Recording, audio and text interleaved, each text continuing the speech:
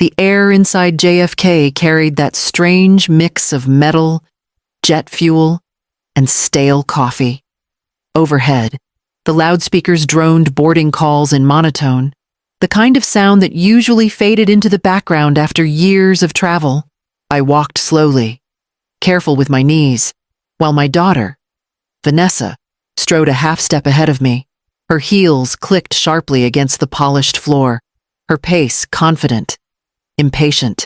I had my rolling suitcase and a small purse tucked under my arm. That was all. Nothing about this day should have felt unusual. But a current of unease prickled through me, the same one I had felt for weeks but never put into words. We were just feet from the security checkpoint when 4 TSA officers moved in like a sudden tide. Their presence was calm, yet absolute. Bodies positioned to cut us off from the line of travelers behind. One officer, tall and square-shouldered, lifted his hand. "Step aside, please." Vanessa stopped first, turning smoothly as if she had expected it. I stumbled slightly, clutching the handle of my suitcase. They led us toward a side table under harsh fluorescent light. There, 2 identical black duffel bags were set down with a heavy thud. My stomach tightened. I didn't own a duffel bag. "Who owns these?" the officer asked. His voice was measured, but I caught the flicker of tension in his eyes. I opened my mouth, confused, but Vanessa was faster. Her lips curved into a smile I didn't recognize. Cool and deliberate. "They're hers," she said, tilting her head toward me. The words landed like a blow. I froze, my pulse hammering in my ears. One officer bent down, tugged the zipper on the first bag, and pulled it open. A pungent chemical odor burst into the air, sharp enough to sting my nose. The other officers stiffened. One spoke urgently into his radio. I gripped the handle of my suitcase tighter, forcing myself to breathe evenly. Vanessa's eyes glinted, and for a fleeting second, I understood this moment had been rehearsed. She had planned this, and as the officers leaned over the second bag, I realized the nightmare was only beginning. The officers shifted uneasily, exchanging brief glances that spoke louder than words. One lifted his radio to his mouth, murmuring clipped codes I didn't understand. Their bodies formed a quiet barrier around us, and the travelers in line craned their necks, trying to see what the commotion was. I stood frozen, my palms damp against the handle of my suitcase. Vanessa leaned back casually, crossing her arms, her posture radiating calm satisfaction. It looked as if she were waiting for the second act of a play she had written herself.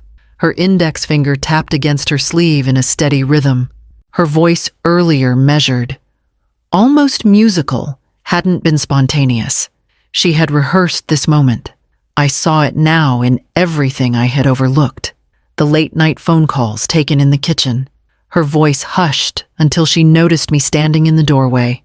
The receipts shoved hastily into drawers before I could glimpse the totals. The way she snapped when I asked harmless questions, telling me she was too busy, too tired, too stressed. I had convinced myself it was just work, the kind of pressure that made her short-tempered. I had been wrong. One of the officers looked directly at me. "Ma'am, we need you to answer, do these belong to you?" I swallowed, my throat tight. Denying ownership too quickly would sound defensive. Admitting ownership would be suicide. My silence stretched, and the chemical odor seeping from the open bag burned at my nostrils. I could feel the weight of strangers' stares pressing into my back. Vanessa tilted her chin slightly, lips curving in a smirk. That expression, the faint, mocking curl at the corner of her mouth, hit me harder than the officer's questions. It was a smile of victory, of certainty. She wanted to watch me stumble. She wanted me to panic. I steadied my breath, forcing myself not to give her what she craved. My hesitation wasn't weakness. It was the first fragile moment of clarity. The realization that my daughter had chosen to stand against me, and that I would have to stand against her in return. The memory unspooled in my mind as I stood there under the bright airport lights. Weeks earlier, the first sign had seemed so small it was easy to dismiss. My house keys had gone missing from their hook in the kitchen. I searched the counters, the sofa cushions, even the garden beds, before they reappeared on the hall table the next morning. I had told myself I was forgetful, distracted, but the unease had already taken root. Not long after, I noticed drawers in my study left slightly ajar. My late husband's files shuffled out of order. He had been meticulous. So had I. There was no reason for the documents to be disturbed except by someone who knew exactly what they were looking for. I smoothed the papers back into place, pushing the suspicion away. Mothers shouldn't suspect their own children. Then came the receipt. A thin slip of paper, folded into the pocket of a cardigan I hadn't worn in months. My name printed across it, but the purchase was for a storage locker in Queens I had never heard of. The handwriting on the signature line was jagged, unfamiliar. I stared at it for a long time, telling myself there had to be an explanation. Around the same time, Vanessa's distance grew. She came home late, brushed past me with tired excuses, and pushed papers under my nose with a practiced smile. Just routine mortgage forms. Mom, sign here.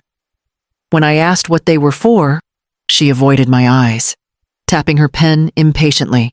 I remembered my husband's voice, years ago, steady and certain. Always look closer at what seems ordinary. That's where betrayal hides. So I climbed into the attic, the one place Vanessa rarely went, there, inside a box of school mementos.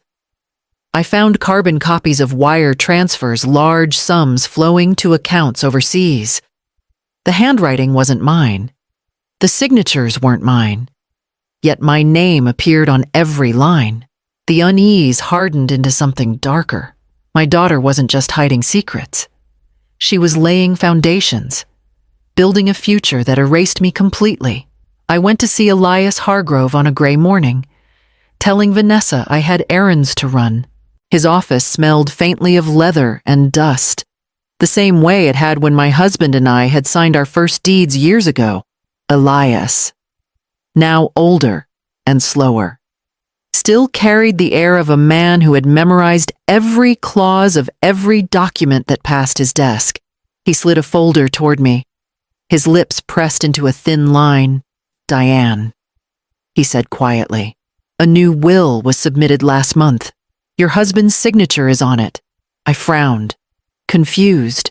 My husband had been gone for years. How could there be a new will? Elias tapped the page with a long finger. The words blurred as I read them. The house, our savings. Even the retirement accounts, every asset listed, left solely to Vanessa Whitmore. My name was nowhere. The signature at the bottom looked close enough to pass, but I had lived beside that handwriting for 4 decades. I could see the difference instantly. The loop of the W trembled, unnatural. It wasn't his hand. It was someone trying to mimic it. My stomach churned. Vanessa hadn't only tampered with finances, she had tried to rewrite our history. She's bold, Elias murmured. Too bold. If she forged this, she'll try worse. Gather evidence quietly. Do not confront her without it. I nodded, the folder heavy in my lap. That night, I lay awake in my room. Through the thin walls, I heard Vanessa's voice drifting from the kitchen, low but unmistakable. She won't see it coming. By the time we board, everything will be under my name. I closed my eyes, the words cutting deeper than any forged signature. My daughter wasn't planning a future with me. She was planning a future without me. And she was willing to bury me under lies to get it. Grief pressed on me like a weight I couldn't shake. But grief alone wouldn't save me. Somewhere between Elias's warning and Vanessa's whispered threat, sorrow gave way to resolve. I opened a fresh notebook and began to record every detail times she left the house, names I overheard in her conversations, receipts that slipped from her purse. Each page filled with dates, numbers, and photographs. I quietly snapped on my phone when she wasn't looking. I knew I couldn't do this alone. That's when I reached out to Marin Ortiz, a retired detective I had taught history to decades ago when she was just a restless teenager in my classroom. She still called me Mrs. Whitmore, even as she leaned across my kitchen table, flipping through the receipts and transfer slips I laid before her. "You've got enough here to raise alarms," she said, eyes narrowing, "but not enough to pin her down. We'll trace the contacts." Over the next week, Marin worked her old connections. The names on Vanessa's call logs led to men with criminal records, smuggling, fraud, forged passports. The same pattern repeated again and again. My daughter wasn't just planning a new life abroad. She was arranging my downfall as her passport out. I could see the design clearly now. The forged will would guarantee her claim to the estate. The contraband, carefully tied to my name, would guarantee I wouldn't be around to contest it. Vanessa wasn't leaving me behind. She was erasing me altogether, but I refused to crumble. My husband had always said survival wasn't about strength, but foresight. I carried that lesson like scripture as I laid out my plan step by step. Deliberate as the lesson plans I once prepared for my students. Except this lesson wouldn't end with homework and exams. It would end with betrayal uncovered and truth standing in the light. I sharpened my resolve, knowing that the next move had to be mine. 2 days before the flight, I waited until Vanessa left for a late meeting. My hands trembled as I eased her bedroom door open. The air smelled faintly of her perfume, sharp and floral, masking something darker. At the foot of her bed sat a black duffel bag, nearly identical to the one I had seen under the TSA lights in my imagination 100 times.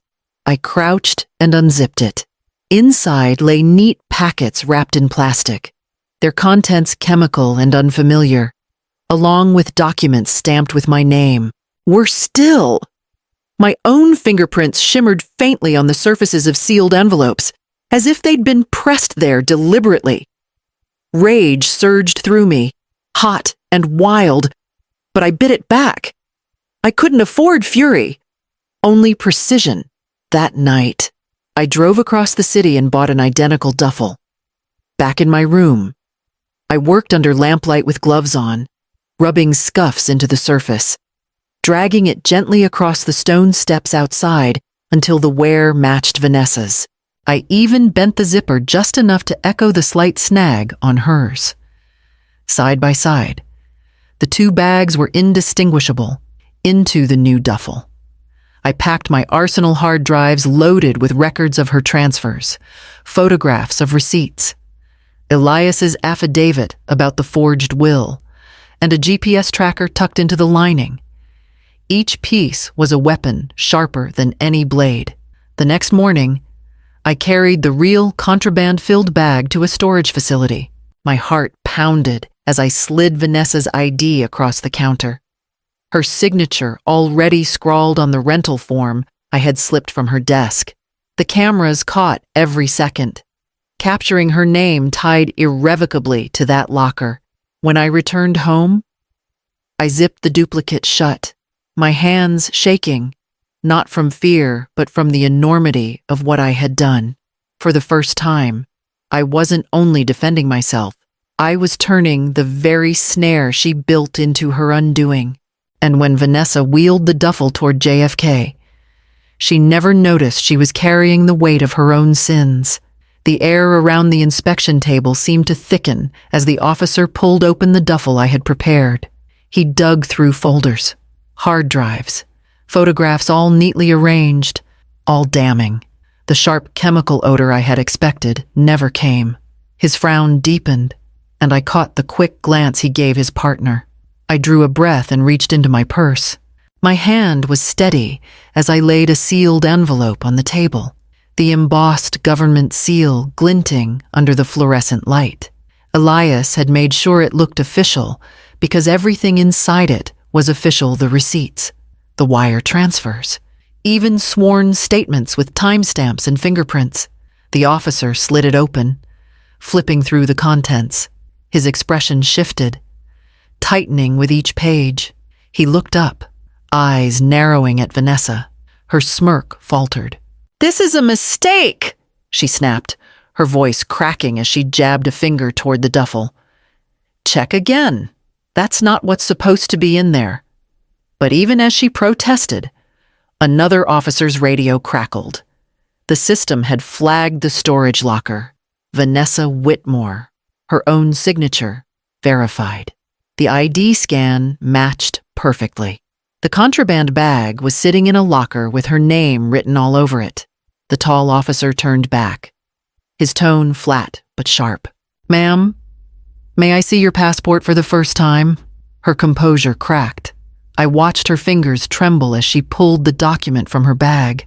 The same hands that had once scribbled crayon hearts for me on Mother's Day cards now shook as they offered up proof of her identity. The officers moved in tighter, their stance shifting from inquiry to control. Vanessa's eyes darted between them, searching for an escape, but there was none left. The web she had spun so carefully was now tangled around her, each strand pulled taut by her own ambition. And as they began to separate us, I held my silence, knowing the next move was no longer mine to make. They led Vanessa away, her heels striking the tile with a rhythm too quick to be casual. I stayed seated at the inspection table, my hands folded in my lap, my breathing slow. Through the closed door of the side room, I heard the muffled rise and fall of voices, hers sharp and frantic, theirs steady, unyielding.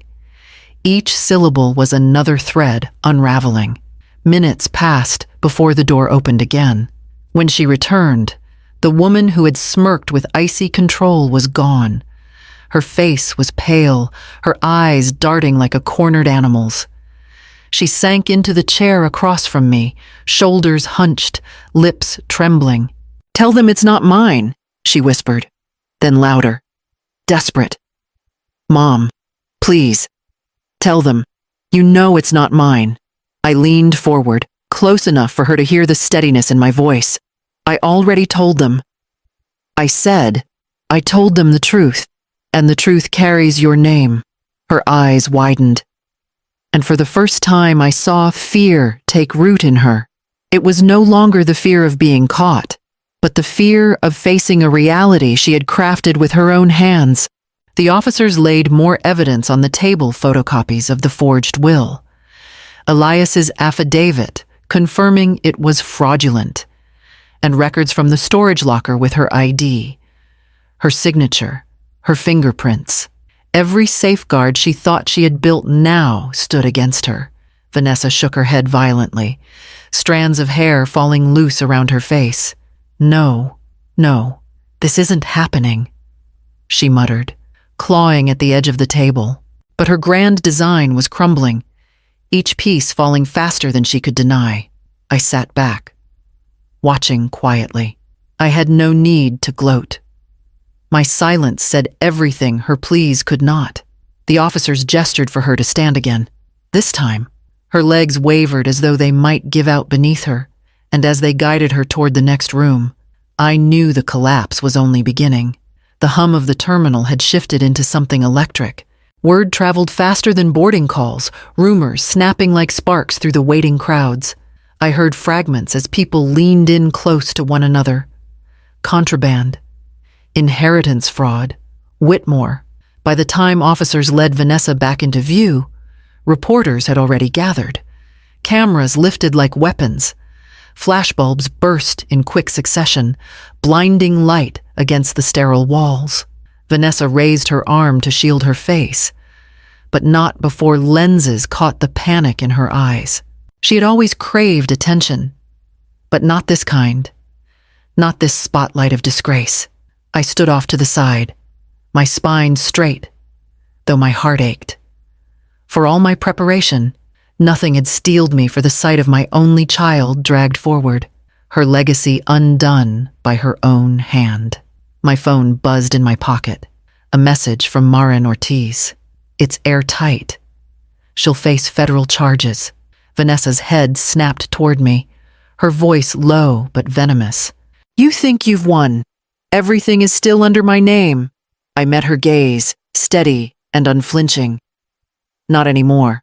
I said, check the registry. The words landed like a strike. I saw it in her face, the realization slicing through her composure.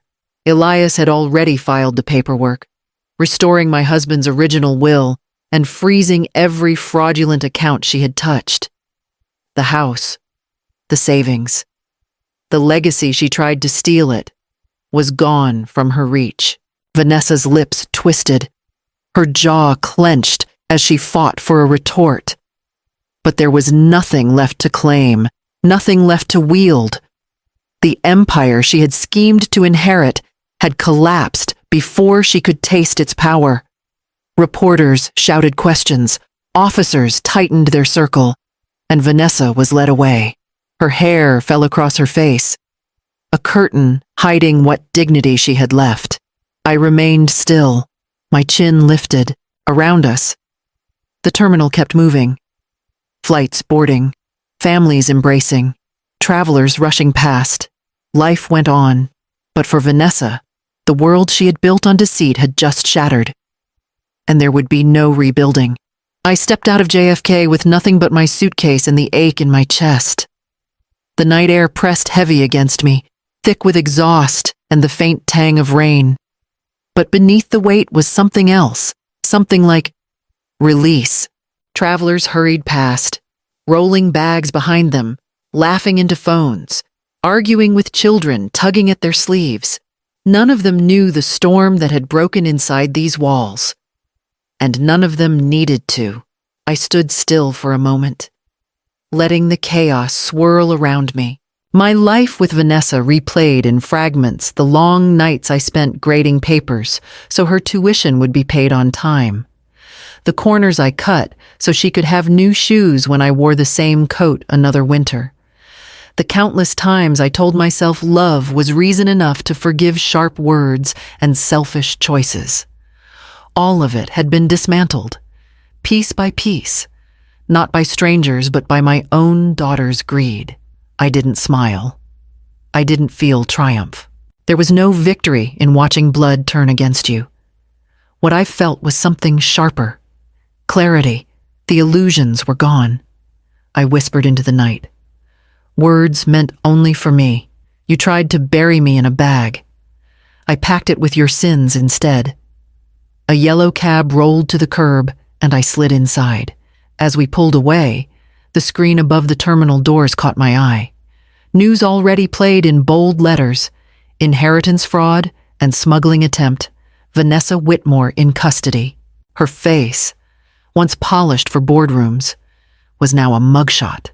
That was how the world would remember her, not as a rising professional, but as the daughter who betrayed her mother and lost everything. I leaned back, exhaling slowly. For the first time in years, I was free. Not of responsibility, not of love lost, but of the illusions that had kept me chained to hope that was never real. The city lights blurred past the cab window, and with them, the last remnants of who I had been before tonight.